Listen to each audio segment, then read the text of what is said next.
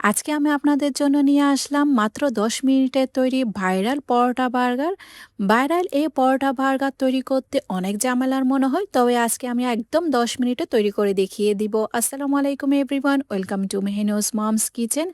Viral এই Dubai paratha বার্গারটি তৈরি করতে শুধুমাত্র আমার ১০ মিনিটের মতোই লাগবে। আপনাদেরকে তৈরি করে দেখিয়ে দিব, একদমই সহজ, ঝামেলাবিহীন, যে কেউ বানিয়ে নিতে পারবেন এই ভাইরাল পরোটা বার্গারটি।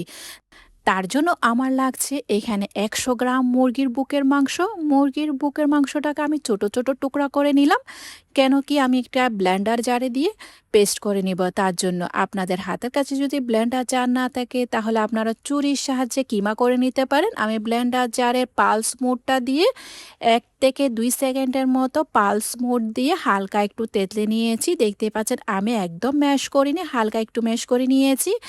এরপর এই চিকেন কিমাটাকে আমি একটি বাটি উঠিয়ে রাখছি। আপনারা চাইলে চিকেন কিমার পরিবর্তে বিফ কিমা বা গরুর মাংস দিয়েও করে নিতে পারেন। সেম ব্লেন্ডার জারে আমি 2 টেবিল স্পুনের মতো পেঁয়াজ কুচি দিয়ে দিয়েছি, 4টি মতো রসুনের কোয়া নিয়ে নিলাম। এখানে রসুনের কোয়াটা একটু বেশি ইউজ করবেন। 2টি মতো কাঁচামরিচ দিয়ে দিয়েছি ঝালের জন্য। 2 টেবিল স্পুনের মতো ফ্রেশ ধনেপাতা দিয়ে হালকা একটু পালস মোড দিয়ে একটু ক্রাশ করে নিয়েছি। দেখতে পাচ্ছেন আমি একদম ম্যাশ করে নেই, এইগুলাকে হালকা একটু ক্রাশ করে নিলাম। এরকম ক্রাশ করে নিতে হবে, দেখে নিশ্চয়ই আপনারা বুঝে নিয়েছেন। তারপর আমি কিমার সাথে মিশিয়ে নিব। কিমার মধ্যে দিয়ে দেওয়ার পর এখানে আমি পরিমাণ মতো লবণ দিয়ে দিব, হাফ টি স্পুনের মতো সামান্য পরিমাণ লবণ দিয়ে দিয়েছি। তারপর 1/4 টিস্পুনের মতো গোলমরিচ গুঁড়া দিয়ে দিলাম, হাফ টি স্পুন দিয়ে দিলাম আমি ভাজা জিরার গুঁড়া। এখানে মশলাটা আপনারা পছন্দ অনুযায়ী নিতে পারেন। হাফ টি স্পুন আমি চাট মশলার গুঁড়া দিয়ে দিয়েছি। আর কিছুই নয়, কিমার সাথে সবগুলো ভালো করে মিশিয়ে নিয়েছি। দেখতে পাচ্ছেন একদম কিছু অল্প উপকরণ দিয়ে আপনারা এই পরোটা বার্গারটি তৈরি করে নিতে পারেন। ভালো করে মাখিয়ে নেওয়ার পর আপনারা যদি চান হাত দিয়ে ম্যাশ করে নিতে পারেন। সবগুলোকে ভালো করে কিমার সাথে মিশিয়ে নেওয়ার পর আমি যেহেতু আজকে 2টি পরোটা বার্গার তৈরি করব, তার জন্য এই কিমার মধ্যে থেকে আমি 2টি পোর্শনে ভাগ করে নিয়েছি। 2টি পরোটার পরিমাণ মতো আমি আজকে কিমাটা তৈরি করে নিয়েছি। এবার আমার লাগছে ফ্রোজেন পরোটা। সবার ঘরে ঘরে তো ফ্রোজেন পরোটা অ্যাভেলেবেল আছে।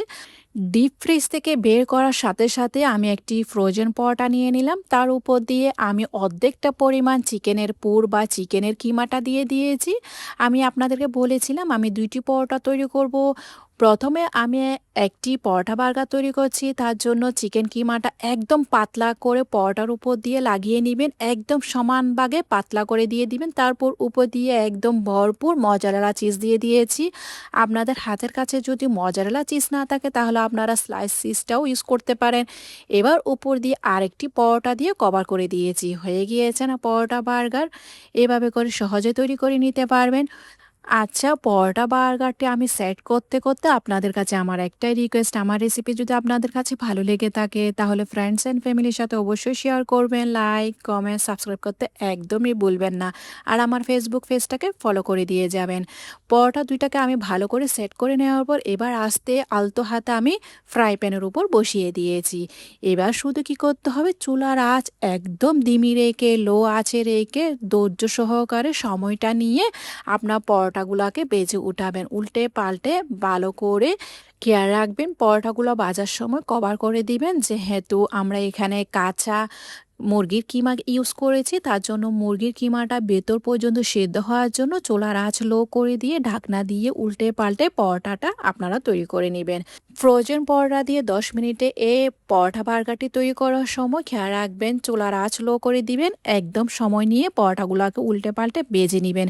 এরই মধ্যে আমার চিকেনের কিমাটা সেদ্ধ হয়ে গিয়েছে, চিজটাও মেল্ট হয়ে গিয়েছে, আমি চুলা থেকে নামিয়ে নিচ্ছি। এভাবে করে আমি আরেকটি পরোটা বার্গার তৈরি করে নিয়েছি, যে আমি হাফ কিমা রেখে দিয়েছিলাম ওখান থেকে আরও 2টি পরোটা দিয়ে আমি আরেকটি পরোটা বার্গার তৈরি করে নিয়েছি। মাশাআল্লাহ, আপনারা দেখে নিশ্চয়ই বুঝে নিয়েছেন একদম 10 মিনিটে তৈরি হয়ে যাবে এরকম একটি মজাদার ক্রিস্পি চিজি ভাইরাল দুবাই পরোটা বার্গার আপনিও তৈরি করে নিতে পারবেন। তবে এই পরোটা বার্গারটি খাওয়ার সময় একটি জিনিস লক্ষ্য রাখবেন, আপনারা গরম গরম খাওয়ার জন্য চেষ্টা করবেন। যদি ঠান্ডা হয়ে যায় তাহলে ফ্রাই প্যানে দিয়ে হালকা একটু ছেঁকে নেবেন, তাহলে আরও ক্রিস্পি হয়ে যাবে।